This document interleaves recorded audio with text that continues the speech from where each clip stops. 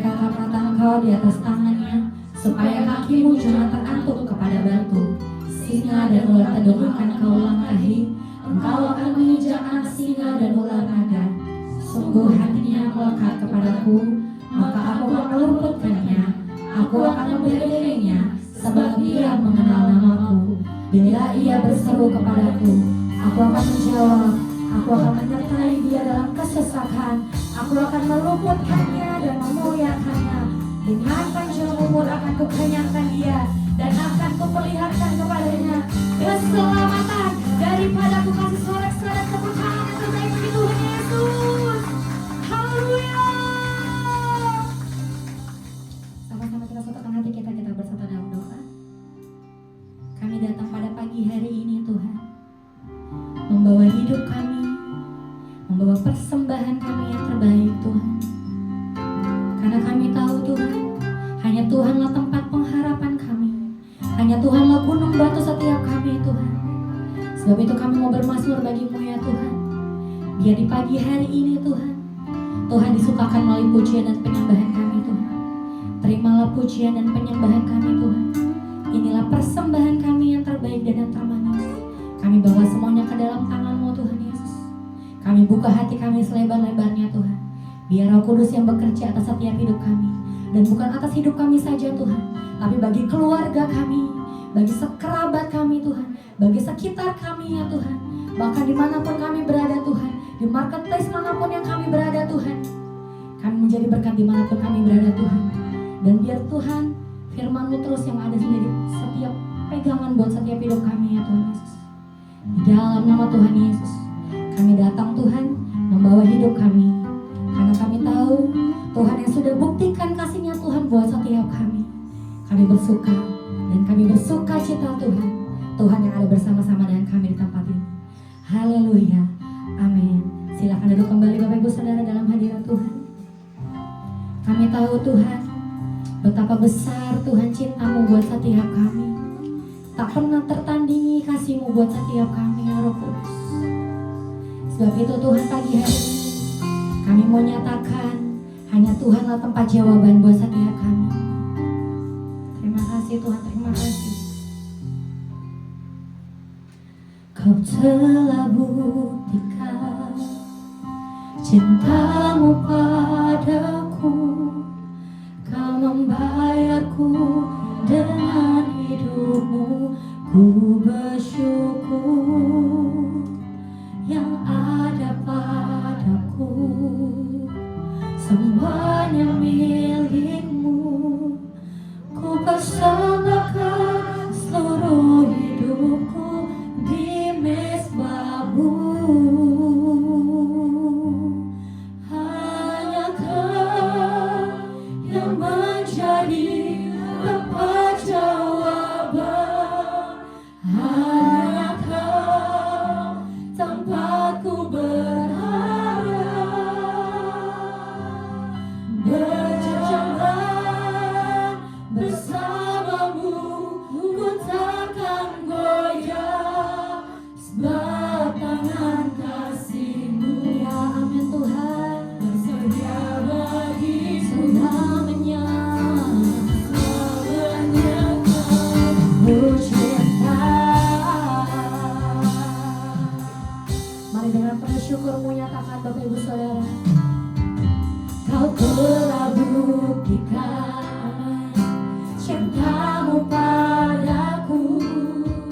Kau membayarku dengan hidup-Mu. Ku bersyukur yang ada padaku.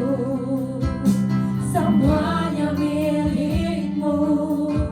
Ku persembahkan seluruh hidupku di mezbah-Mu.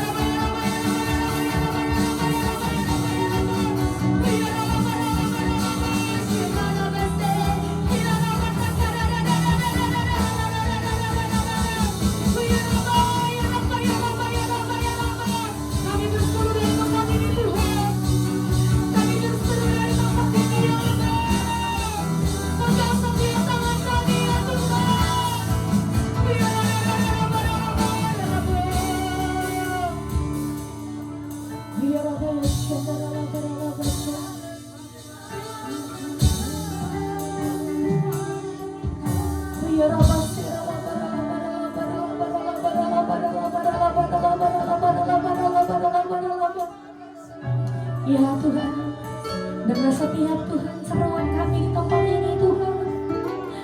Ya Rabba, ya Rabba, ya Rabba, ya Rabba, ya Rabba, ya Rabba, ya Rabba, ya Rabba, ya Rabba, ya Rabba, ya Rabba, ya Rabba. Ya Rabba, ya Rabba, ya Rabba, ya Rabba, ya Rabba, ya Rabba, ya Rabba, ya Rabba, ya Rabba, ya Rabba.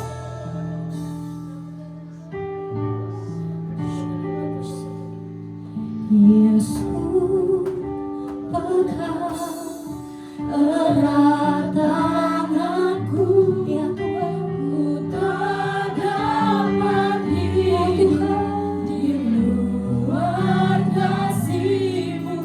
Bapa, jangan tinggalkan aku. Engkaulah rasa bersamaku. Mari jemaat-jemaat GBFGC nyatakan dengan lebih lagi. Yesus, yes Lord, yes Lord, yes Lord. Dapat hidup di luar kasih-Mu. Bapa, jangan tinggalkan aku. Engkau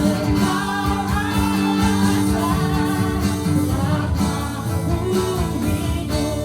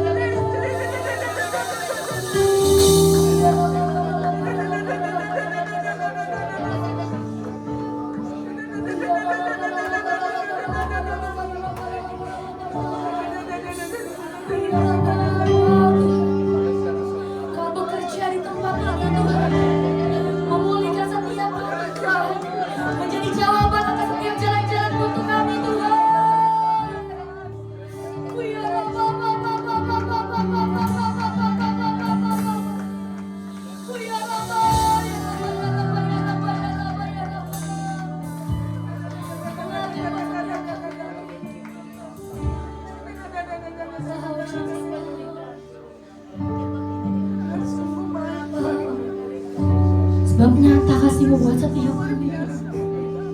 Sebab nyata Tuhan kasih dan cinta-Mu buat setiap kami Tuhan. Engkau baik Tuhan, teramat baik Tuhan buat setiap hidup kami yang bercela ini Tuhan. Bahkan di saat kami tahu Tuhan, Tuhan gak menjadi prioritas kami Tuhan, tapi kami tetap jadi prioritasnya Tuhan. Terima kasih Tuhan, terima kasih Tuhan. Dengan apa kami balas segala kebaikan Tuhan, selain kami datang duduk diam di hadirat Tuhan, menikmati kasih Tuhan buat setiap kami. Sebab kami tahu ya Allah, ya Abah, ya Bapa, Tuhan yang sanggup buat setiap hidup kami, Tuhan yang sama yang menolong setiap kami, Tuhan yang teramat besar buat setiap hidup kami Tuhan. Terima kasih Tuhan. Kami tahu besar rancangan buat setiap kami Tuhan. Apa yang tak pernah kami lihat, yang tak pernah kami dengar, bahkan yang tak pernah timbul dalam hati kami, Tuhan sediakan buat setiap kami ya Tuhan. Kami datang dengan penuh sukacita ya Tuhan Yesus. Kami mau menari, kami mau bersorak bagi Tuhan. Yang siap menari dan meloncat bagi Tuhan, sama-sama nyatakan amin. Haleluya. Boleh tanpa musik, boleh kita kasih tepuk tangan sekali lagi buat Tuhan Yesus. Boleh saya lihat tangan-tangan yang percaya sama Tuhan? Sorangan sorangan yang percaya sama Tuhan, kasih tepuk tangan sekali lagi bagi Tuhan Yesus.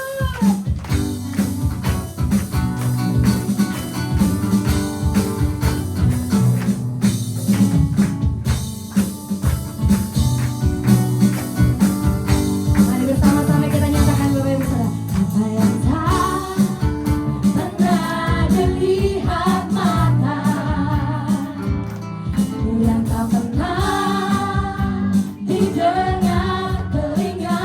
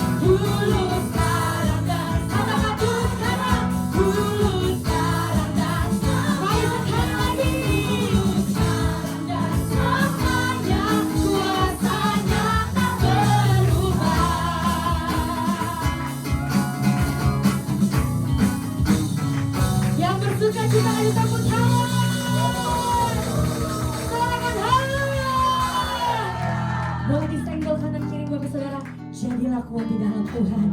Jadilah kuat di dalam Tuhan. Amin. Sebab kita umat-umat yang diberkati Tuhan, kita harus lebih kuat daripada orang-orang di luar. Amin. Yang kita percaya katakan amin. Kasih tepuk tangan.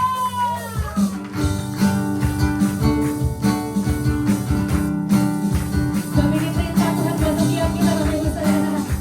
Buat kita umat-umatnya mendengarkan isi hati Tuhan. Sama-sama kita nyatakan. Doalah umatnya, dengar firman-Nya. Yes, janjinya bagi kita yang dikasihinya.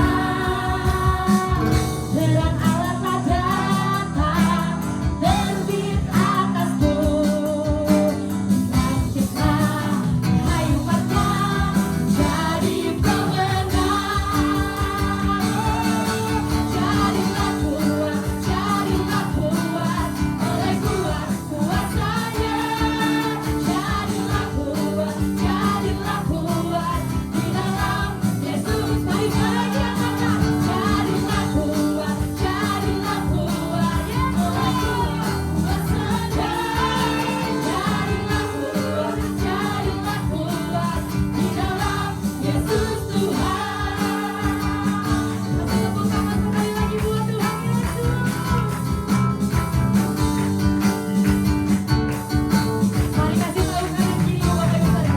Kasih tahu kanan kiri lebih lagi nyatakan. Hey, dengarlah umatnya, dengar firman-Nya. Janjinya bagi kita yang dikasihinya. Kami percaya Tuhan, terang Allah tak datang, bangkitlah. Sebab itu kami mau bangkit. Bangkitlah, hai umatnya, jadi pemenang. Jadilah kuat, oleh kuat kuasanya. Jadilah kuat di dalam Yesus Tuhan. Jadilah kuat, oleh kuat kuasanya. Jadilah kuat di dalam Yesus Tuhan. Jadilah kuat, oleh kuat kuasanya. Jadilah kuat di dalam Yesus Tuhan. Di dalam Yesus Tuhan. Katakan, di dalam Yesus Tuhan.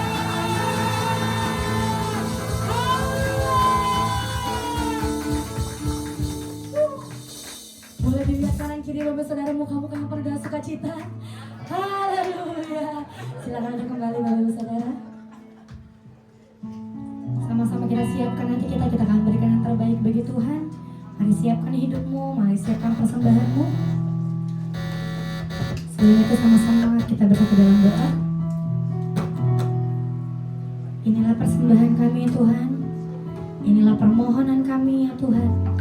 Kami bawa dengan penuh hati yang tulus dan sukacita ya Tuhan Yesus. Sebab kami tahu Tuhan, apa yang kami miliki Tuhan, semuanya hanya daripada Tuhan. Tuhan yang memberkati setiap tangan tak akan memberi ya Tuhan Yesus. Kami memberi dengan penuh hati yang tulus ya Tuhan. Di dalam nama Tuhan Yesus. Haleluya. Amin. Selamat memberi Bapak Ibu Saudara, Tuhan Yesus memberkati. Menyenangkanmu, senangkanmu, hanya itu kerinduanku.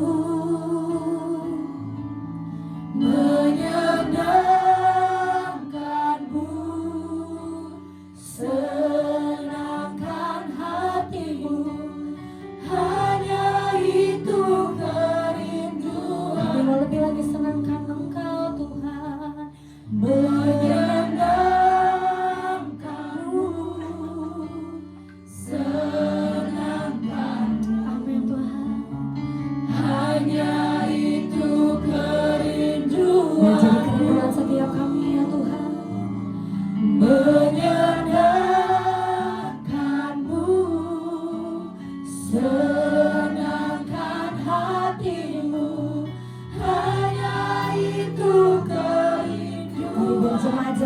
Tuhan saja, mari nyatakan.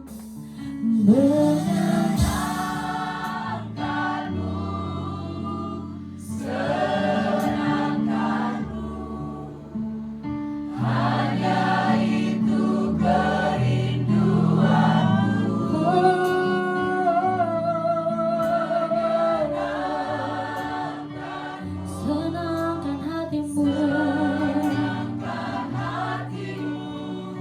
hanya itu kerinduanku. Mari bersama-sama saya undang untuk bangkit berdiri, Bapak Ibu Saudara. Menyenangkanmu, senangkanmu, hanya itu kerinduanku.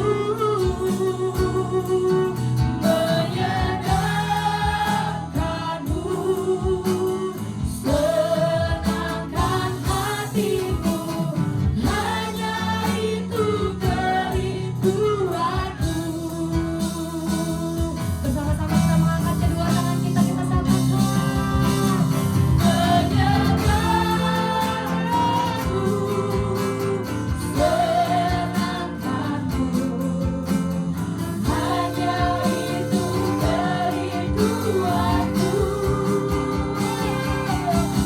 Menyenangkanmu, senangkan hatimu, hanya itu kerinduanku.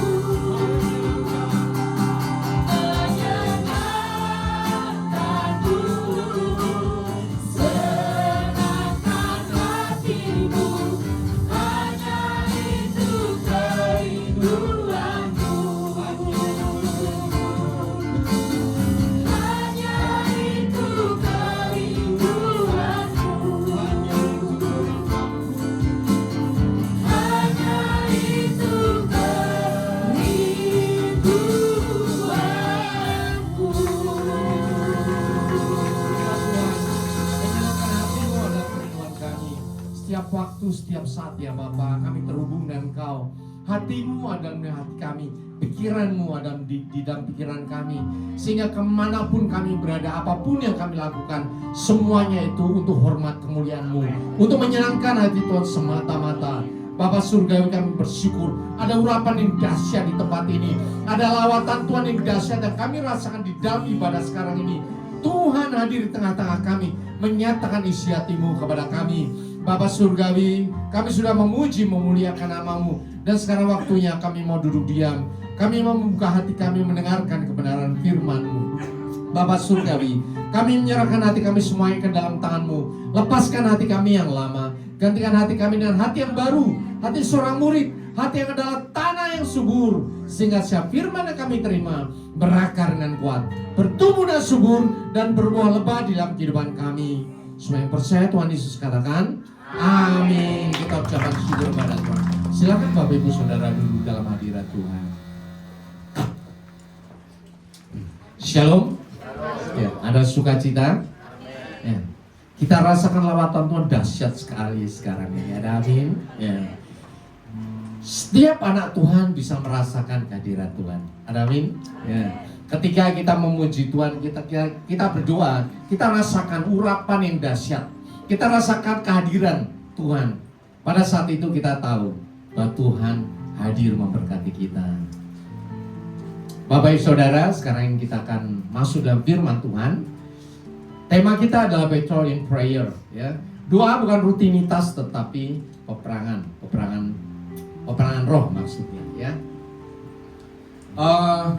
Selalu terhadap anak-anak Tuhan saya tanya, ya, percaya nggak ada setan? Halo, Bapak Ibu percaya? Ada kuntilanak? Halo? Ada, yang namanya setan terserah dia mau bentuknya jadi kuntilanak, raksasa, mau ogoh-ogoh di Bali, semuanya itu ada bentuknya kayak gitu udah ya. Namanya setan kok ada bentuknya naga dan sebagainya ya. Kadang ada yang takut, oh ada pocong di sana. Ya memang bentuknya kayak gitu, biarin aja ya. Dan itu ada. Saya katakan dunia roh itu ada. Tetapi kita sebagai anak Tuhan, ya, kalau melihat dunia roh, jangan melihat hal-hal semacam itu. Karena itu bukan urusan anak Tuhan. Ada amin? Urusan anak Tuhan apa? Urusan anak Tuhan adalah surga. Urusan anak Tuhan adalah dunia surgawi. Ya, makhluk surgawi, ada malaikat perang Allah, ada kasih Tuhan, ada Tuhan Yesus yang menyertai kita. Ada amin? Dan itu bagian kita. Bukan yang tadi, pocong, setan, gendruwo. Ya, itu bukan urusan kita. Itu urusan orang yang tidak mengenal Allah. Yang dilihat seperti itu. Dukun yang dilihat seperti itu. Makanya kita jangan keblinger bahwa kita seorang anak modern. Ya, kita berpengetahuan luas. Kemudian kita nyatakan, oh enggak percaya hal-hal kayak gitu. Kalau nggak percaya semacam itu, nggak usah percaya ada Tuhan. Betul loh. Alkitab berkata seperti itu. Kalau nggak percaya dunia, nggak percaya, nggak usah percaya sama Tuhan, nggak usah percaya ada kebangkitan, nggak usah percaya ada kehidupan setelah kematian. Dari zaman Tuhan Yesus juga sudah ada. Orang Zelot itu nggak percaya kepada kehidupan setelah kematian. Sampai sekarang pun juga ada. Nggak peduli juga, nggak ada. Kalau nggak ada seperti itu, ya kita nggak percaya. Satu hal loh, nggak usah berdoa. Nggak ada gunanya berdoa. Mending kita ngobrol, ya kata-kata ucapan kita didengar sama orang dan dipahami. Itu lebih rasional daripada berdoa. Loh, kenapa seperti itu? Nah, kita belajar sekarang ini, ya. Doa. Bapak Ibu Saudara berdoa? Setiap hari berdoa. Ada yang berkata bahwa doa itu nafas orang Kristen. Terus doa itu apaan? Ya. Doa itu emang ngomong sama sebelahnya. Ya Bapak ampuni aku, ya. Bapak berkati aku. Atau sama ini aku, ya Bapak tolong aku, ya. Mending orang duniawi doa sama patung-patung di depan mata ada. Orang Kristen doa sama siapa? Mulutnya buat apa? Doa buat apa? Pertanyaan saya. Doa itu ada kegiatan fisik, men. Mulut yang berkata-kata didengerin oleh manusia. Tapi sebetulnya esensinya apa mengenai doa itu? Kalau kita mau tahu, doa tujuannya buat siapa? Tuhan dong. Ya kalau nggak percaya dunia roh nggak usah berdoa. Karena doa, alamat doa kita itu sebetulnya untuk Tuhan. Tuhan ada di mana? Di surga. Bentuknya Tuhan fisik atau roh? Roh. Alkitab berkata, Allah itu roh, dan barang siapa menyembah dia harus menyembahnya dalam apa? Roh dan kebenaran. Artinya even though sekalipun doa kita fisik, tetapi kita tahu fisik ini akan dirubah menjadi roh. Ada amin? Itulah yang selalu kita ucapkan. Ketika kita doa, percayalah bahwa ucapanmu dirubah menjadi roh. Oleh siapa? Nah, kita sekarang belajar. Doa fisik dirubah menjadi roh. Oleh siapa Bapak Ibu Saudara? Oleh Holy Spirit. Ya. Roh Kudus. Roh sendiri berdoa untuk kita kepada Allah dengan keluhan-keluhan yang tidak terucapkan. Roh kita berdoa untuk Tuhan. Roh Kudus dalam diri kita berdoa untuk Tuhan. Itu yang membuat doa fisik menjadi roh. Dan roh ini sampai kepada surga. Nyampe. Ada amin? Ya. Sebenarnya doa itu buat apa sih? Tuhan berkati aku hari ini. Terus percaya nggak bahwa Tuhan akan memberkati kita? Ya. Kadang orang doa itu sekedar apa ya, rutinitas. Doa itu ya pantas-pantasnya sebelum makan kita berdoa. Padahal sebetulnya ada hal yang sangat luar biasa.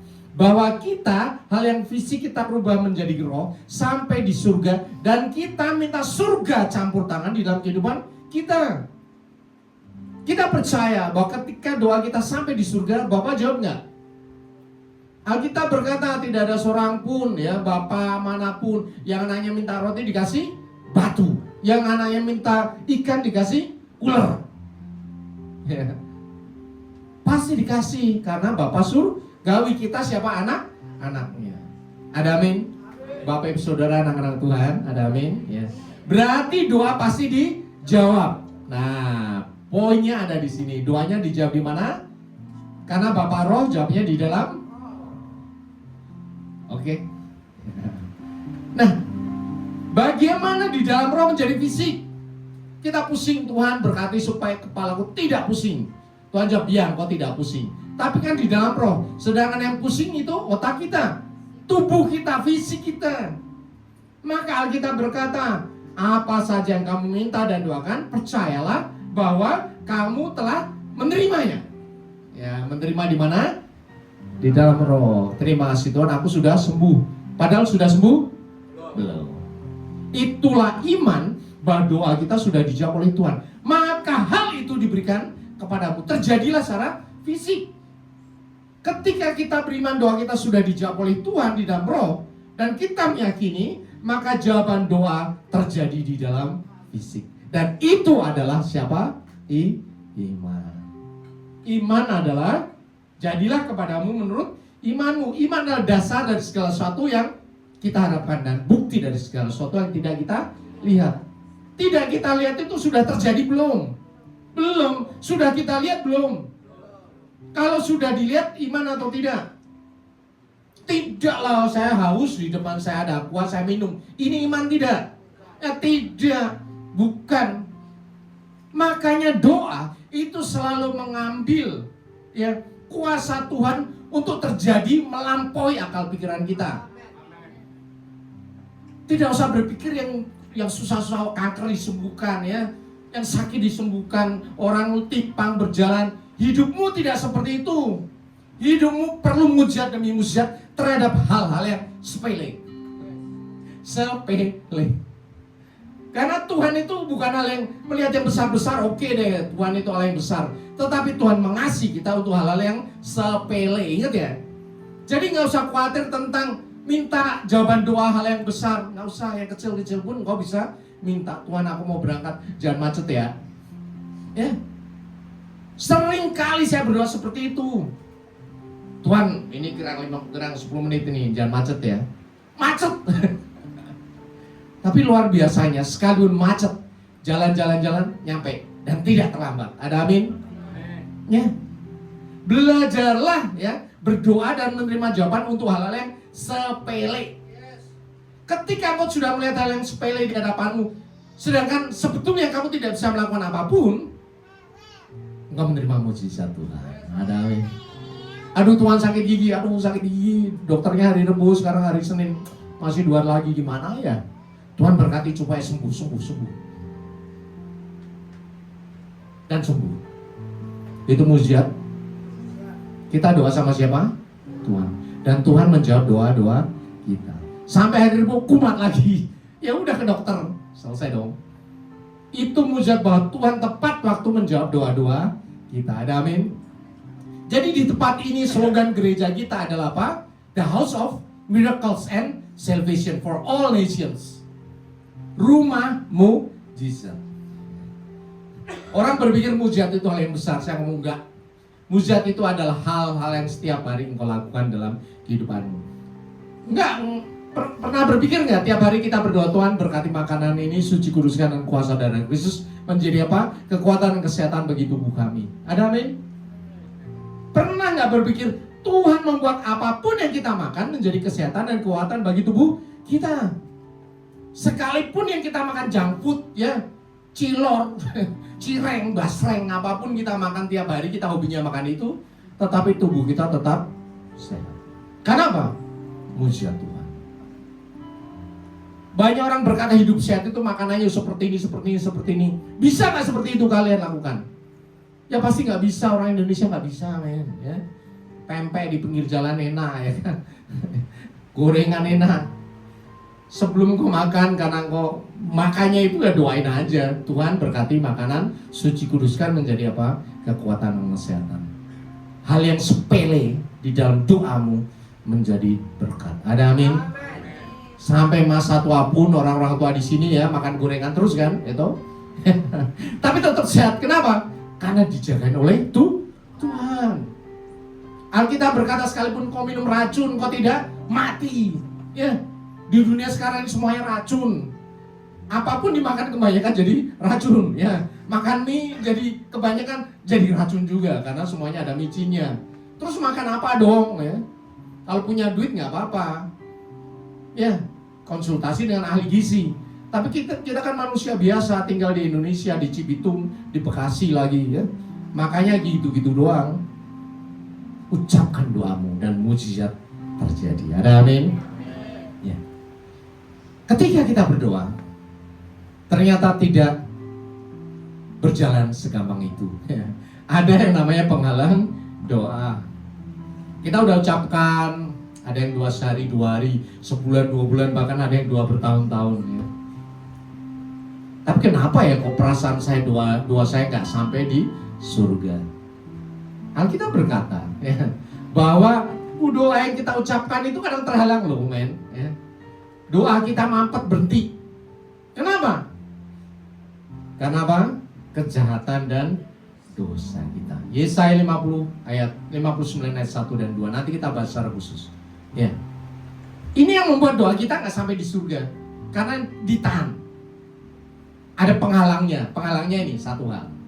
Sehingga doa-doa kita nggak sampai di surga. Tidak menjadi roh dan hilang. Ting tong. Mut. Ya udah selesai.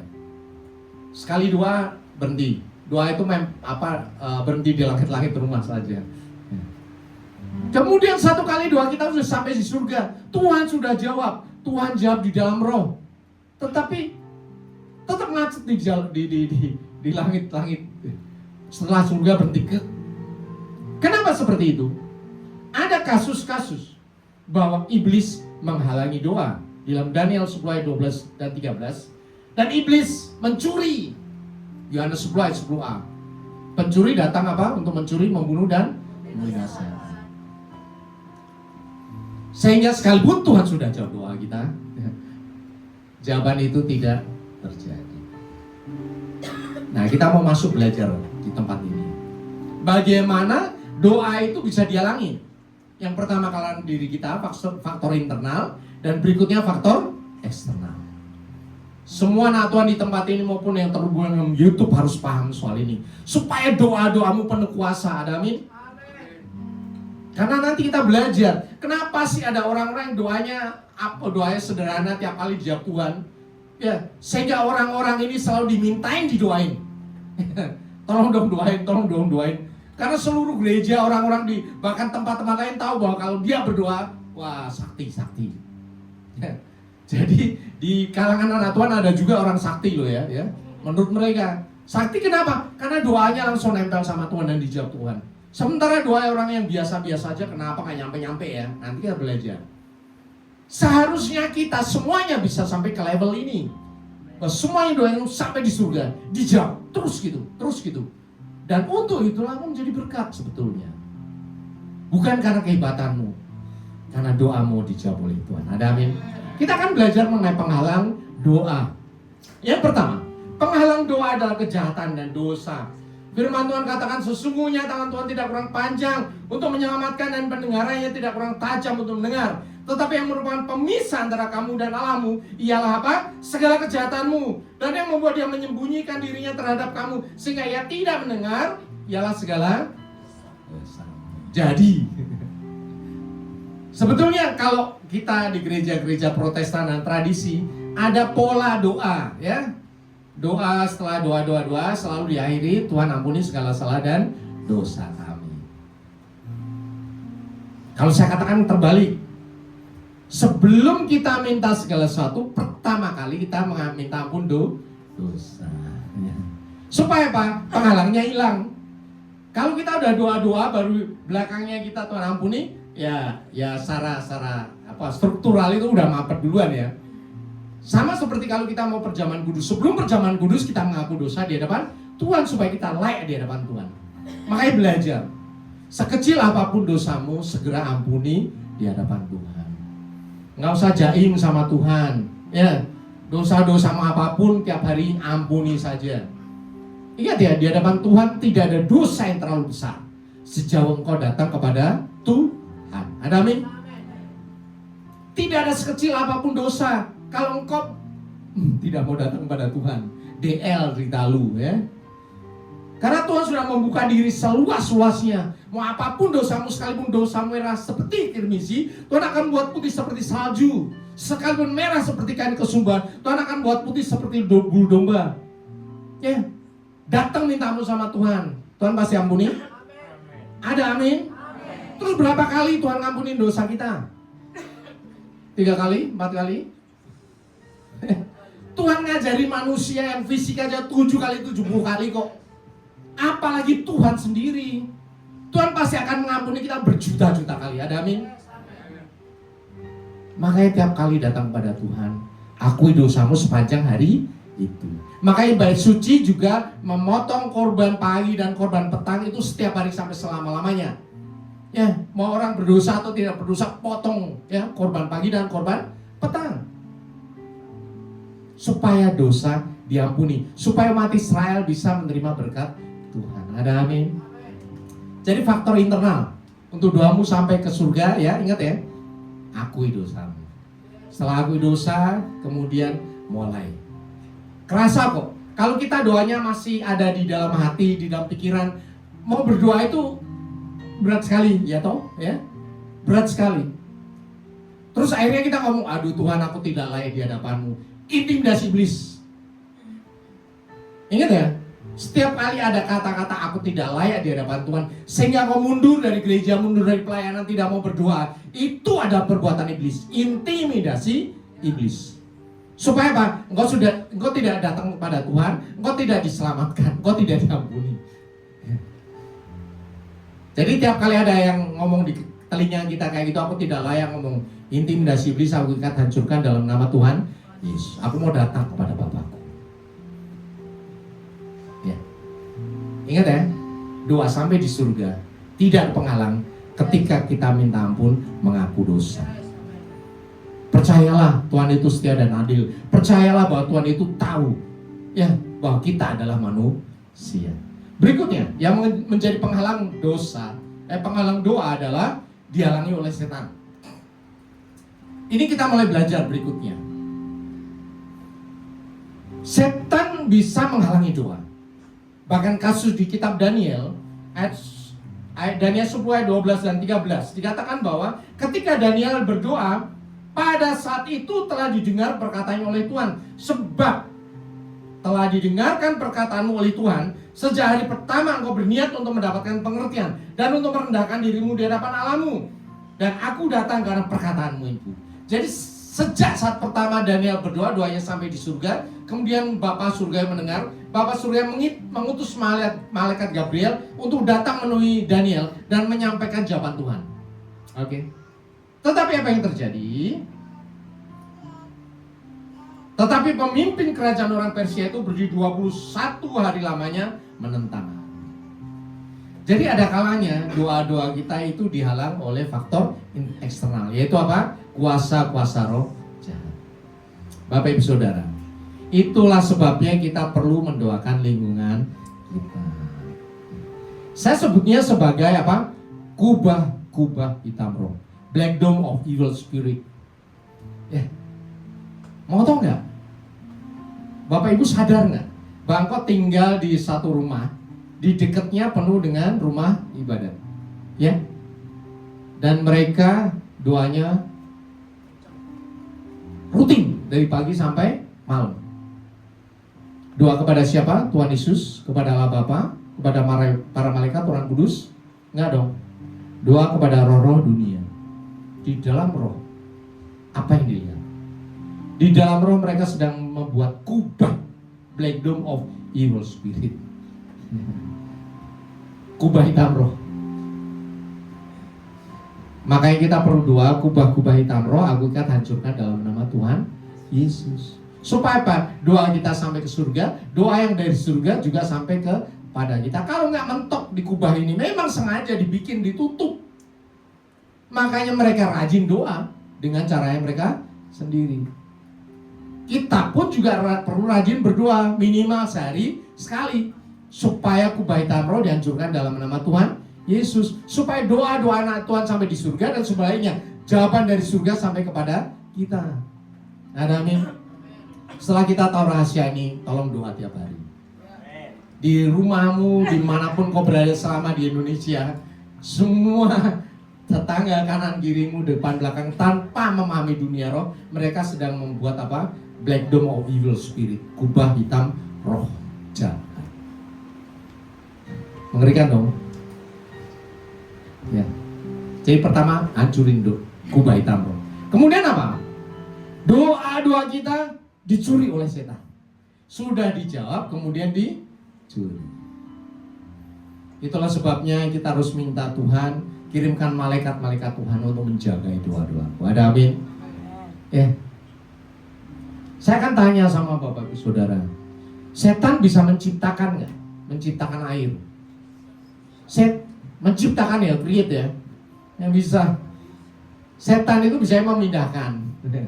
Yang bisa menciptakan dari tidak ada menjadi ada hanya Tuhan. Ya. Jadi kalau ada orang ke dukun, mbah dukun, tolong kasih aku kekayaan. Kemudian dia kaya, bisa kaya dong. Itu diciptakan atau diambil? Diambil. Diambil dari mana? Dari orang yang tidak kenal Tuhan maupun dari Bapak, Ibu, Saudara dan saya yang tidak memahami dunia roh. Pernah nggak kita berpikir suatu kali kita menerima berkat udah di depan mata, udah mau kita ambil, ya, kita doa mau dijawab, tiba-tiba lenyap. Kita berdoa mengenai posisi, mengenai pangkat ya, mengenai jabatan, udah di depan mata mau kita ambil, tiba-tiba hilang. Kita mau jual sesuatu ini, ya, udah mau deal di depan mata, udah kita ambil, tiba-tiba lenyap. Kita padahal udah doa loh, dicuri. Karena iblis tidak bisa membuat, dia mencuri. Nah, kenapa kok bisa dicuri? Berkat gua loh ini, kenapa bisa dicuri? Itu tadi salah satunya, karena dosa dan pelanggaran kita. Ya. Makanya doa harus bertekun, ya, tak putus-putusnya. Bayangkan Elia ketika sudah mengalahkan nabi-nabi Baal, dia ngomong sama Ahab, udah kamu pulang, hujan sebentar lagi. Benar? Oke? Betul? Kemudian Elia naik ke Gunung Karmel dan apa? Berdoa. Doa. Elia itu nabi besar loh. Ketika dia berdoa, api dari Tuhan turun membakar korban petang yang sudah dituang air banyak-banyak. Dan sekarang Elia mau berdoa ini, mau turunin hujan dong. Dia berdoa. Hujan turun nggak? Nggak turun. Dia suruh pembantunya, tolong lihat di laut sono ada hujan, laut Mediterania, ada awan nggak? Balik lagi, Bapak Elia nggak ada. Terus selesai? Enggak. Dia berdoa lagi. Tuhan, hujan turun. Kesana lagi, lihat ada awan, ada hujan, tidak ada. Tetapi Elia lakukan itu terus menerus sampai berapa? 7 kali. Bayangkan, nabi segede Elia, sehebat Elia harus menurunkan api dari langit, berdoa saja sampai 7 kali. Apalagi Bapak, Ibu, Saudara dan saya, kalau mau doa-doa secara khusus, berdoalah dengan apa? Tak jemu. Ada amin. Ya, kita belajar sekarang ini. Doalah tak jemu-jemu. Dan berikutnya kita akan belajar doa yang berkuasa. Bagaimana kita bisa berdoa dengan doa yang kuasa? Yang pertama adalah kita doa sebagai anak yang dikasih oleh Tuhan, ya. Misalnya anak tetangga tiba-tiba datang ke rumah saya, ngomong, Pak Indri bagi duit dong. Saya bagi duit nggak? Yang enggak dong, minta apa-apamu. Ya, kebiasaan lu. Ya, tapi kalau anak-anak, saya lagi tidur, dicolek-colek. Bagi duit dong. Saya kasih duit nggak? Anak gua loh. Kasih dong, Dede, ambil dompet di lemari. Buka sendiri, ambil sendiri. Masih ngantuk kan? Kenapa dikasih? Karena anak. So, jadilah anak tuh Tuhan, sehingga nyolek-nyolek babenya B. Tolongin dong, ini mau THR ini kok belum keluar-keluar ini, kan? Ya sebentar kemudian besok keluar. Ada amin. Engkau anak Tuhan, doa-doamu itu tidak perlu sampai teriak-teriak pakai toa gede-gede, nggak perlu. Engkau anak Tuhan, tetapi setiap waktu nempel sama Tuhan, nyolek-nyolek babenya di surga dan dikasih. Ada amin? Ya. Doa yang berkuasa adalah doa yang melekat kepada Tuhan dan firman-Nya. Firman Tuhan berkata, jikalau kamu tinggal dalam aku, dalam Tuhan, dan firman-Ku tinggal dalam kamu, mintalah apa yang kamu kehendaki, dan kamu akan menerimanya. Ada amin? Bapak Ibu sudah menerima yang diminta? Puji Tuhan, karena engkau melihat pada firman Tuhan. Kalau belum, teruslah berdoa dengan tak jemu-jemu. Nggak usah khawatir ya, karena Tuhan akan memberikan sesuai dengan masa dan waktunya. Ya, ada anak masih SMA, beli mobil dong. Babinya bisa beli mobil, kasih nggak? Ya enggak lah, orang belum waktunya. Pinjemin nggak apa-apa, tapi beli nanti. Ya, beli nanti. Kalau dia udah lulus kuliah, baru beliin babinya, mampu kok. Tapi ada masa-masa di mana babinya tahu bahwa masanya belum itu. Tetapi pasti ada jalan keluar. Ada amin? Pasti ada solusi, pasti. Ya, karena firman Tuhan melekat di dalam hati kita tahu persis bahwa isi hati Tuhan, keinginan Tuhan itu seperti ini, seperti ini. Kemudian doa yang jawab Tuhan. Ada doa orang benar. Firman Tuhan katakan, doa orang yang benar bila dengan yakin didoakan sangat besar kuasanya. Bapak Ibu Saudara orang benar, ciri khas orang benar itu apa? Nempel sama Tuhan. Gandul Gusti. Gandul Gusti, no? Ya. Nempel sama Tuhan setiap waktu, setiap saat. Hatinya melekat kepada Tuhan. Dan berikutnya adalah doa dengan iman. Doa yang lahir dari iman akan menyelamatkan orang yang sakit, dan Tuhan akan membangunkan dia. Dan jika ia telah berbuat dosa, maka dosanya itu akan diampuni. Karena doa apa? Doa dengan iman. Jadi Bapak Ibu Saudara juga bisa lakukan mendoakan orang, dosamu sudah diampuni. Engkau mewakili Tuhan. Karena apa? Imanmu kepada Tuhan. Ada amin? Luar biasa. Ini kuasa yang kita miliki supaya doa kita cespleng sampai di surga dijawab dan kita terima. Ya, belajarlah seperti ini, terus menerus belajar. Sekarang kita akan belajar berikutnya lagi. Mungkin agak berat nih. Karena kita selalu nempel sama Tuhan, sekarang ini kita akan tahu bahwa masa-masa ini adalah masa akhir. Firman Tuhan katakan, tariklah pelajaran dari perempuan tentang pohon ara. Apabila ranting-ranting melembut dan tunas mulai bertunas, kamu tahu bahwa musim panas sudah dekat. Ya. Apabila engkau melihat semuanya itu, maka waktunya sudah dekat. Bapak Ibu Saudara, saya menyatakan, ya, bangsa Israel, pelajaran tentang bangsa Israel selalu saya nyatakan di tempat ini supaya kita melihat masa dan waktu. Bangsa Israel itu bangsa yang sudah membangun bait suci yang pertama, kemudian dihancurkan selama 70 tahun, dibangun lagi ya sampai masa Herodes, sampai masa Tuhan Yesus. Bait suci yang terbesar namanya bait suci Herodes. Dan setelah Tuhan Yesus disalibkan, mati dan dibangkitkan, masuk dalam gereja mula-mula, pada tahun 70 gereja dihancurkan. Bait suci dihancurkan oleh bangsa Romawi karena bangsa Israel memberontak. Pada saat dihancurkan, bangsa Israel yang ada dibuang.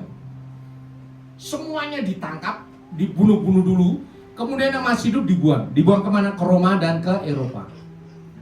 Sehingga pada saat itu bangsa Israel lenyap dari tanah Israel. Bahkan untuk menghapuskan ingatan atas Israel yang tadinya provinsi Galilea, provinsi Yudea, provinsi ya, namanya di Romawi, dirubah sama dia, sama orang Romawi, menjadi apa? Provinsi Filistin. Jadi kalau Bapak Ibu mau tahu, yang bikin nama Filistin itu adalah siapa? Orang Roma. Tujuan itu apa? Menghapuskan ingatan atas bangsa Israel. Jadi bangsa Israel lenyap dari tanah Israel, tetapi di Eropa dijagain oleh Tuhan. Dan kita tahu setelah Perang Dunia Kedua tahun 45, ada orang-orang yang kembali ke tanah Yerusalem, tanah Israel, dan mereka mulai membuat namanya negara Israel pada tahun 1948. Pani dari tahun 70 sampai tahun 1948. Betapa Tuhan mempersiapkan bangsa ini untuk bertunas lagi, amin. Dan ketika mulai bangsa bertunas, kita sebagai orang Kristen yang paham firman Tuhan mulai tahu bahwa masanya sudah dekat. Bahkan Tuhan Yesus sendiri, Tuhan Yesus katakan, kalau engkau melihat ya awan naik di sebelah barat, segera kamu berkata akan datang hujan, dan itu memang, hal itu memang terjadi. Dan apabila kamu melihat angin selatan bertiup, kamu berkata hari akan panas terik, dan hal itu memang terjadi. Artinya apa? Bahwa kita bisa melihat tanda-tanda zaman, amin. Kalau udah gelap sekali, anginnya udah ribut, kita tahu sebentar lagi hujan dong, dan memang hujan. Dan tanda-tanda zaman itu dimulai dari mana? Israel. Ketika bertunas dan mulai tumbuh, itulah masa akhir zaman. Wah, mata kita harus memandang kepada tanah perjanjian, karena Tuhan Yesus pun datangnya nanti juga kan di situ. Sehingga kita tahu nggak pernah berhenti sampai tanggal 28 Februari yang lalu. Ya. Tanggal 28 Februari, Amerika dan Israel menyerang Iran hari Sabtu jam 9.45 waktu Iran. Iran diserang. Orang ngomong ini itu, bagi saya melihat mulai tandanya di Israel. Fokus kita selalu ke Israel. Kenapa dia nyerang? Nanti saya cerita. Ya. Iran diserang oleh dua negara, Israel dan Amerika. Mereka membagi Iran menjadi dua, yang warna itu, yang warna orange ya. Dibagi dua sama dia. Iran Barat diserang oleh Israel menggunakan 200 pesawat tempur untuk menghancurkan sistem pertahanan, CD peluncur balistik dan sebagainya. Dibom-bomin terus setiap hari. Dan Amerika nyerang Israel sebelah timur. Ya. Amerika menyerang sebelah timur, Iran timur. Dia mempergunakan dua kapal induk, bukan kapal doang ya. Gugus tugas itu satu kapal dikawal oleh puluhan kapal-kapal perang dan juga kapal selam. Itu namanya gugus tugas. Satu kapal induk isinya berapa? 70 pesawat tempur modern. Jadi kalau satu kapal induk mau nyerang Indonesia bawa salam. Selesai. Kenapa? Indonesia memang punya 100 pesawat tempur, tapi yang modern nggak sampai 30, yang modern ya. Mereka 70 itu modern semuanya. Makanya mereka berani nyerang suatu negara. Satu kapal itu 70, kalau kali dua 140. Ditambah lagi pesawat-pesawat yang ada di pangkalan darat. Dan mereka menyerang tiap hari. Sehari 3 sorti saya katakan. Satu sortinya 200. Jadi bayangin dibombing terus tiap hari dibombing terus. Habis-habisan. Iran itu punya angkatan laut yang cukup kuat di daerah Persia. 2 hari angkatan lautnya lenyap. Baik itu dibombing, ditembak pakai rudal atau pakai rudal, torpedo kapal selam. Keren kan? Jadi artinya kalau negara maju superpower mau nyerang Indonesia, sebentar kekuatannya lenyap semuanya. Tinggal pakai gerilya. Tapi perangkat-perangkat yang besar udah lenyap semuanya. Dan ini dibom sampai sekarang ini, Bapak Ibu Saudara. Jadi kalau di Indonesia ada berita-berita Israel diratakan meletan menjadi api dan sebagainya, bohong. Hoax. Supaya orang Indonesia baca berita itu kan seneng, wah Israel dihancurin. Ya nggak mungkin dong, ini hari keberapa ini. Dan tiap hari dihancur-hancurin dengan ratusan pesawat tempur. Bahkan ada satu kali Israel itu menyerang pusat komando yang terletak di bawah tanah. Bunker, berarti gede, bunker luas sekali. Ya. Terus gimana caranya? Dibom nggak bisa dong. Tapi nggak apa-apa, orang Israel punya namanya JDAM ya, bom buster untuk menghancurkan bunker. Dan tempat itu, kompleks bunker yang ada di bawah tanah, dibom selama berapa kali? 100 kali bayangin, dalam satu waktu.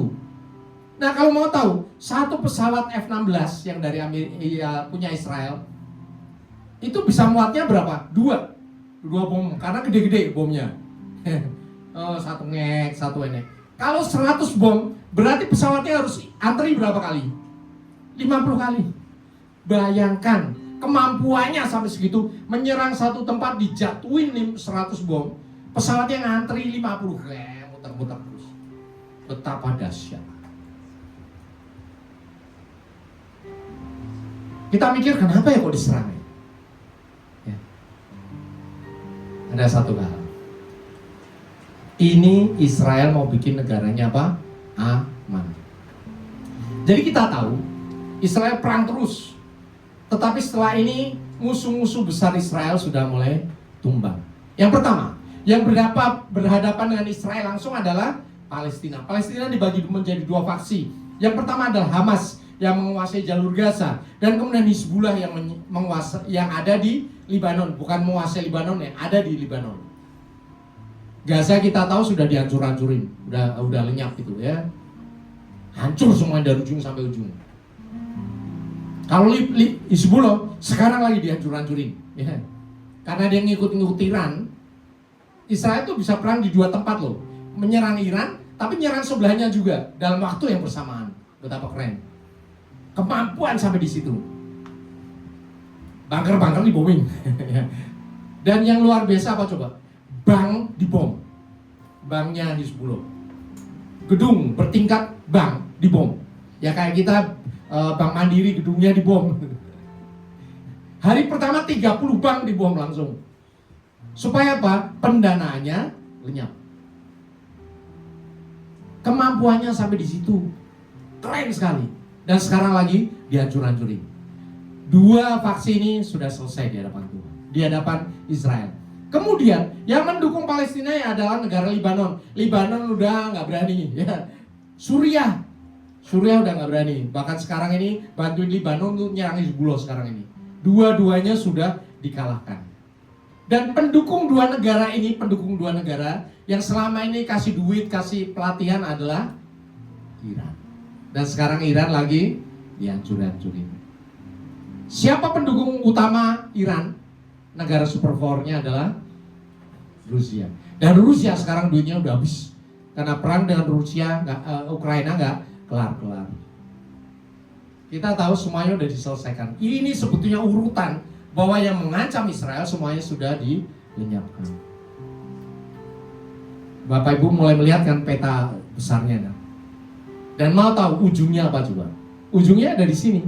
Ujungnya buat sekarang tahun 2026. Kalau Israel merasa aman, ya. Karena apa? Karena ada Trump sebagai presiden yang melindungi. Kalau presidennya sudah ganti mungkin beda lagi. Ya. Firman Tuhan katakan, pada saat damai dan aman orang ditimpa kebinasan. Damai itu apa? Israel mulai mempersiapkan membangun bait suci.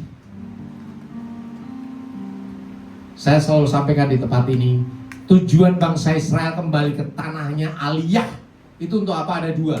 Yang pertama adalah bangun negara Israel. Yang kedua adalah bikin bait suci. Orang berpikir bikin bait suci itu nanti ada dua masjid dihancurin, enggak. Dia akan bangunnya di belakang sini, di dalam komplek tetap. Jadi nggak perlu hancur-hancurin, nggak perlu perang sama negara-negara Arab. Selesai dong. Bait suci ketika sudah sangat siap, di area bait suci sebelah kubah emas, tidak menghancurkan dua masjid yang ada, dan areanya cuma 9% doang, karena bait suci intinya cuma 27 kali 12 meter doang loh. Gede itu kan karena areanya. Tapi bait suci inti sampai kepada mesbah korban bakaran pagi petang itu cuma 27 meter kali 12 meter. Bangun selesai, potong korban pagi dan korban petang. Artinya apa? Waktunya sudah dekat. Itulah bagian doa kita, peperangan kita ada di sini. Tuhan nyatakan kau harus berjaga-jaga. Firman Tuhan katakan, karena engkau memberi firman-Ku untuk tekun menantikan aku, maka aku pun akan melindungi engkau dari hari pencobaan yang akan datang ke seluruh dunia untuk mencobai mereka yang diam di bumi. Sekarang kita tahu, orang ribut soal Iran, kita berpikir soal bait suci ketiga yang akan dibangun. Anak Tuhan itu diberi hikmat untuk melihat masa dan waktu. Berjaga-jagalah. Sehingga kalau kita tahu Tuhan Yesus sudah mau datang, tolong tambahkan doa ini setiap hari di dalam doamu. Tuhan, kalau hari ini Tuhan sudah datang 2 kali dalam rapture, Ubah tubuh kami dan seluruh keluarga kami dengan tubuh surgawi. Angkat kami semua kawanan bertemu dengan Yesus dan masuk ke surga dalam nama Tuhan Yesus. Amin. Ini doa peperangan yang paling dahsyat di akhir zaman untuk engkau dan seluruh keluargamu. Ketika engkau doakan ini setiap hari, maka ayat Wahyu 3:10 terjadi atas engkau. Tuhan melindungi engkau dan seluruh keluargamu di akhir zaman ini, sampai engkau bisa bertemu dengan Tuhan.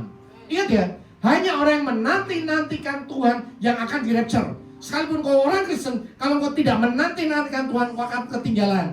Bisa melihat bait suci dibangun, bisa melihat korban pagi, korban petang, dan bisa melihat antikristus berkuasa di bait suci. Dan kau bisa melihat masa tribulasi. Maunya apa? Rapture atau ketinggalan? Saya juga. Makanya saya ajarkan kepada semua orang yang dikasih di FGC ini, berdoalah setiap hari. Persiapkan dirimu dalam doa yang dahsyat. Justru pertolongan Tuhan terjadi ketika kau menanti-nantikan Tuhan. Ketika kau terus mengharapkan Tuhan Yesus mengangkat kita, melindungi kita, keluarga kita. Amin. Kita ucapan syukur kepada Tuhan. Silakan Bapak Ibu Saudara kami berdua.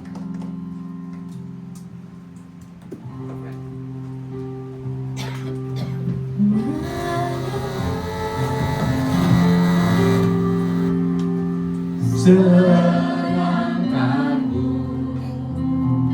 hanya itu kerinduanku. Menyenangkanmu, senangkan hatimu, hanya itu kerinduanku.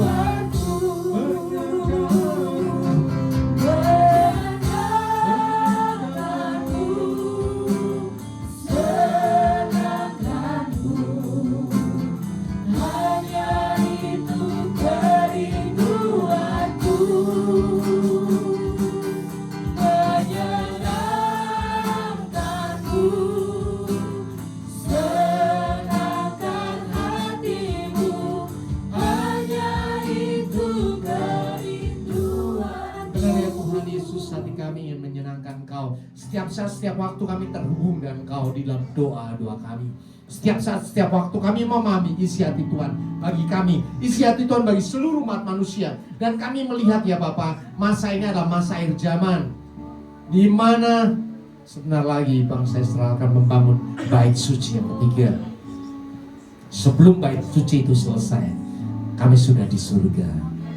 Karena kami menanti-nantikan kedatangan Tuhan Yesus untuk menyelamatkan kami, umat EGC ini dan semua orang yang terhubung dalam Zoom meeting ini, dalam nama Tuhan Yesus. Tidak ada satupun yang ketinggalan left behind, karena sudah memahami rahasia zaman. Ada perang Iran, orang melihat Iran, orang melihat minyak yang berfluktuasi, tetapi kami melihat ini adalah penggenapan zaman, bahwa ketika masa itu aman, bait suci akan dibangun. Bapa Surgawi, kami bersuka cita karena isi hatimu ada dalam diri kami. Kami bersuka cita bahwa doa-doa kami selalu terhubung ke surga, bahwa kami menjadi intercessor, menjadi perantara doa-doa bagi seluruh keluarga besar kami, bagi jemaat, bagi seluruh manusia ya Bapak. Karena doa-doa kami dijawab oleh Tuhan. Apapun yang kami doakan, karena isi hati kami melekat kepada isi hati Tuhan, Tuhan jawab. Kuasa itu sekarang menyertai anak-anak Tuhan yang ada di FGC maupun yang terhubung dalam YouTube dalam nama Tuhan Yesus. Apa saja yang kau minta dan doakan, percayalah bahwa engkau sudah menerimanya, maka hal itu diberikan kepadamu. Bapa Surgawi, hamba-Mu berhenti berkata-kata, tetapi Roh Kudus yang ada dalam diri kami akan terus menyatakan setiap kebenaran firman Tuhan sampai kepada akhir zaman. Di dalam nama Tuhan Yesus kami berdoa. Haleluya. Amin. Kita ucapkan syukur kepada Tuhan. Silakan Bapak Ibu Saudara dulu dalam hadirat Tuhan. Puji nama Tuhan, terima kasih untuk hamba-Nya, untuk firman Tuhan ya di tempat ini. Bapak Ibu Saudara, biar kiranya kita terus mau menyembah dan memuji Tuhan, dan terus kita percaya kalau doa untuk setiap kita punya kuasa. Amin. Yang percaya boleh kemuliaan bagi Tuhan Yesus. Baik, kita akan mendengarkan pengumuman GBFGC dalam waktu 1 pekan melalui multimedia.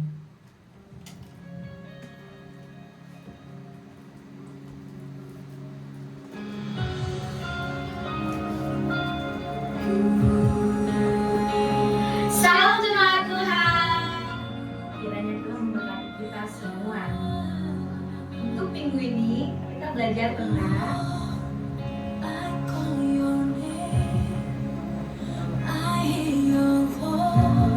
kami segenap pekerja di tempat ini dan semua jemaat Tuhan mengucapkan terima kasih untuk hambanya atas firman Tuhan yang disampaikan.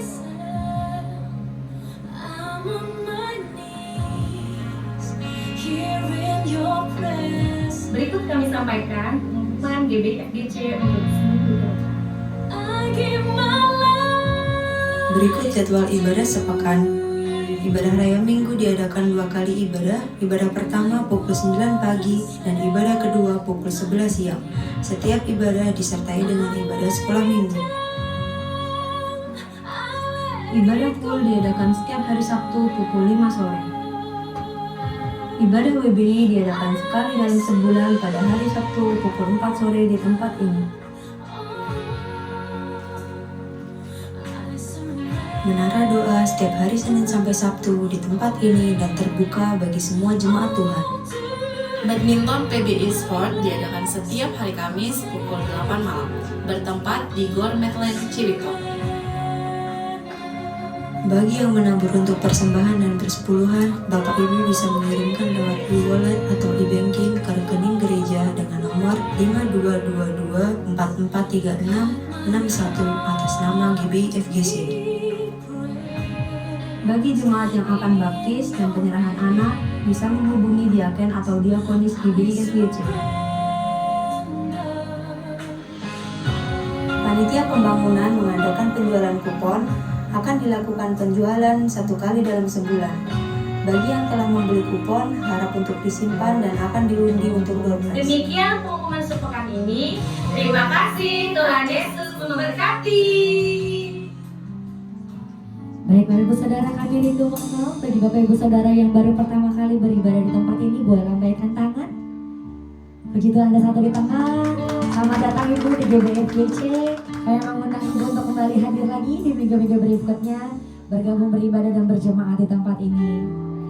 Puji nama Tuhan, biar kita terus berdoa bersama-sama, biar kiranya Tuhan terus menambahkan jiwa-jiwa baru di tempat ini, biar kita terus bersama-sama lagi menyembah Tuhan lebih lagi. Saya mengundang wakil Bapak Ibu Saudara, kita akan akhiri ibadah kita. Sebelum kita akhiri ibadah kita, boleh kasih salam kanan kirimu, katakan selamat hari Minggu. Tuhan Yesus memberkati. Selamat hari Minggu. Amin Tuhan. Kuasanya dicurahkan, berkatnya dilimpahkan, menuai yang besar sungguh terjadi. Segala bangsa akan datang menyembah Yesus Tuhan, kemuliaan Tuhan Maha Tuhan.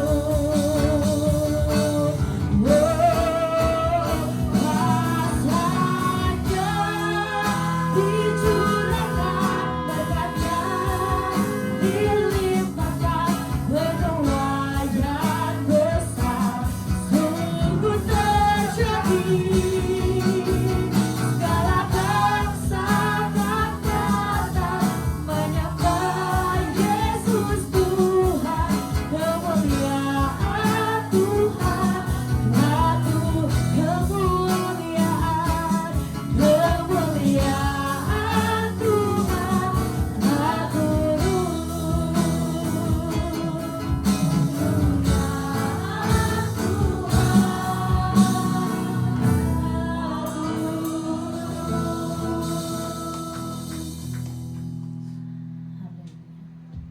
Mari kita akan satukan hati kita kepada Tuhan. Segala pujian, hormat, kemuliaan kami hanya bagi-Mu ya Allah. Terima kasih Tuhan, kami mengucap syukur kalau sepanjang ibadah ini Engkau sudah berkati kami. Terima kasih Tuhan buat kebaikan-Mu, buat kasih-Mu, buat berkat-Mu yang Tuhan limpahkan bagi kami. Terima kasih Tuhan, terima kasih. Engkau sucikan, kuduskan hati dan pikiran kami. Engkau layakkan kami, Engkau tahirkan kami ya Bapa. Terima kasih Bapa, kalau pagi hari ini kami boleh memuji memuliakan nama-Mu ya Bapa. Kami bersuka cita karena Engkau ya Bapa. Terima kasih Tuhan Yesus buat kebenaran firman-Mu yang Tuhan sudah sampaikan melalui hamba-Mu Bapak Gembala kami. Terima kasih Tuhan buat firman-Mu ya Bapak. Kami boleh lebih lagi ya Tuhan membawa doa-doa kami kepadamu ya Bapa. Di dalam doa ada kuasa otoritas yang Kau berikan bagi setiap kami. Bila otoritas itu Tuhan nyatakan bagi setiap kami. Apa yang kami doakan ya Bapa, membawa dampak yang baik bagi setiap kami, atas keluarga kami, atas rumah tangga kami, atas daerah, atas wilayah bangsa kami ya Bapa. Terima kasih Tuhan Yesus. Pada pagi hari ini ya Bapak, kami berdoa buat Bapak Gembala kami yang sudah menyatakan isi hati-Mu. Bila Kau urapi lebih lagi Tuhan, roh hikmat bijaksana lebih lagi Kau nyatakan atas hidup hamba-Mu. Kau pakai lebih dahsyat lagi Tuhan hamba-Mu, untuk boleh membawa jiwa-jiwa, untuk boleh menyampaikan isi hati-Mu kepada banyak orang ya Bapak. Kau pakai lebih lagi kekuatan kesehatan boleh menjadi milik hamba-Mu ya Bapak. Terima kasih Tuhan Yesus, berkati di dalam pelayanannya. Biarlah boleh menjadi mentor rohani bagi kami di tempat ini ya Bapak. Berkati di dalam pekerjaannya, berkati di dalam usahanya, keluarganya, rumah tangganya Tuhan, berkati dengan melimpah-limpah di dalam nama Tuhan Yesus. Berkati Ibu Gembala kami Tuhan, Kau pakai terus menjadi tiang doa atas kami, atas gereja-Mu, atas jiwa-jiwa, bahkan atas bangsa-bangsa ya Bapak. Kekuatan kesehatan boleh menjadi milik hamba-Mu. 3 putra-putrinya kami serahkan kepadamu, baik di dalam pendidikannya, pekerjaannya Tuhan, masa depannya. Yang terbaik Tuhan sudah berikan bagi mereka ya Bapak. Kami juga mengucap syukur buat hamba-hamba-Mu yang sudah ambil bagian di dalam pelayanan Tuhan. Kau berkati. Berkati worship leader, singer, imam musik, semuanya Bapak yang sudah ambil bagian. Kau berkati ya Bapak. Berkati umat-Mu, berkati jemaat-Mu. Kami percaya Bapak, yang terbaik dari Tuhan sudah berikan bagi setiap kami ya Bapak. Berkati Bapak Gembala pembina kami, Pak Insinyur Niko Nyoto Raharjo, bersama istri, anak-anak dan serta pengembalaannya. Berkati Gembala kami Rayon 18, Pak Adi Markus, istri, anak-anak serta penggembalanya. Bahkan Rayon cabang ranting di Rayon 18 Engkau berkati ya Bapak. Terima kasih Tuhan Yesus, terima kasih. Kami juga bawa bangsa negara kami kepadamu ya Bapak. Presiden kami, wakil presiden ya Bapak, aparat yang tertinggi sampai tingkat RT RW Bapak. Kau berikan hikmat pemimpin untuk memimpin bangsa kami. Roh takut akan Tuhan Kau berikan atas setiap pemimpin-pemimpin bangsa kami. Di dalam mengambil segala keputusan yang daripada Tuhan yang terjadi atas bangsa kami ya Bapak. Terima kasih Tuhan Yesus, terima kasih. Berkati persembahan kami, sucikan kuduskan persembahan kami. Di dalam melalui persembahan kami untuk memperlebar kerajaan-Mu ya Bapak. Berkati tangan-tangan yang sudah memberi, berkati kami semua. Kami percaya Tuhan, keuangan kami melimpah-limpah di dalam nama Tuhan Yesus. Terima kasih Bapak, terima kasih Tuhan Yesus. Kalau sebentar kami pulang Tuhan, kami mau menerima berkat yang daripada-Mu. Dan kami mau berdoa sebagaimana doa yang sudah Engkau ajarkan kepada kami. Bapa kami yang di sorga, dikuduskan nama-Mu. Datanglah kerajaan-Mu, jadilah kehendak-Mu di bumi seperti di surga. Berikanlah kami pada hari ini makan kami secukupnya, dan ampunilah kami atas kesalahan kami, seperti kami juga mengampuni orang yang bersalah kepada kami. Dan jangan membawa kami dalam pencobaan, tapi lepaskanlah kami daripada yang jahat. Karena Engkau yang punya kerajaan dan kuasa dan kemuliaan sampai selamanya. Sedang jemaat yang dikasih oleh Tuhan Yesus, Engkau adalah biji mata Tuhan. Kasih Allah ada padamu, roh Allah ada padamu. Engkau setiap hari, setiap waktu bisa terhubung dengan surga, dengan Tuhan sebagai Bapamu yang akan menjawab setiap doa-doamu. Kembalilah ke dalam kenyataan hidupmu sehari-hari. Taatilah firman Tuhan. Nyatakanlah kasih Tuhan dan keselamatan Tuhan bagi semua orang. Dan untuk itulah engkau menerima berkat Tuhan. Angkat kedua tanganmu dan aminkan setiap perkataan berkat ini. Tuhan memberkati engkau. Tuhan memberkati suami, istri, anak-anak, cucu-cucumu. Tuhan memberkati rumah tanggamu dan finansialmu. Tuhan memberkati sekolah dan studimu. Tuhan memberkati setiap pekerjaan dan usahamu. Apapun yang kau rencanakan, apapun yang kau perbuat, Tuhan membuat semuanya berhasil. Kasih karunia dari Allah Bapa dan damai sejahtera dari Tuhan Yesus, serta persekutuan yang manis dengan Roh Kudus menyertai kehidupanmu dari sekarang sampai Maranatha. Tuhan Yesus datang yang kedua kali, menjemput kita di awan-awan yang permai, bahkan sampai selama-lamanya. Semua yang percaya dan sudah diberkati Tuhan Yesus katakan amin.